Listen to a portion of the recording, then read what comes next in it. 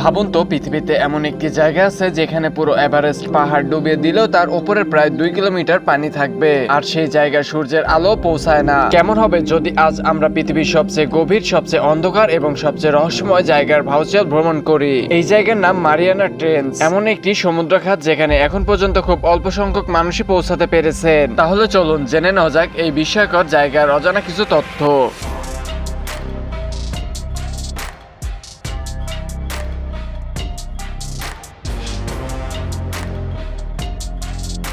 Mariana trench পশ্চিম প্রশান্ত মহাসাগরের অবস্থিত।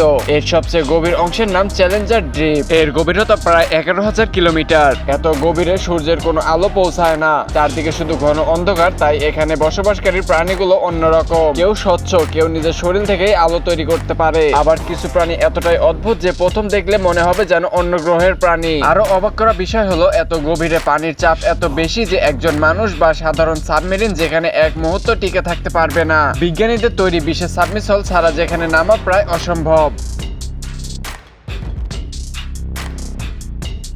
মজার ব্যাপার হলো যদি পৃথিবীর সবচেয়ে উঁচু পাহাড় এভারেস্ট এই খাদে উল্টো করে রাখা হয়, তবুও তার চূড়ার উপর প্রায় 2 কিলোমিটার পানি থাকবে। ভাবতে পারছেন জায়গাটি কতটা গভীর? এত ভয়ঙ্কর পরিবেশেও জীবন থেমে নেই। বিজ্ঞানীরা যেখানে বিভিন্ন ধরনের মাছ, চিংড়ি, শামুক এবং বিশাল এককোষী প্রাণীর সন্ধান পেয়েছে, এমন প্রাণী এমন পরিবেশে বেঁচে থাকে যেখানে মানুষ কয়েক সেকেন্ডও টিকতে পারবে না। আরেকটি অবাক করা তথ্য হলো পৃথিবীর সবচেয়ে গভীর এই স্থানেও প্লাস্টিক বর্জ্যের চিহ্ন পাওয়া গেছে। অর্থাৎ মানুষের দূষণ এমন জায়গাতেও পৌঁছে গেছে যেখানে মানুষ নিজেই খুব কম গেছে।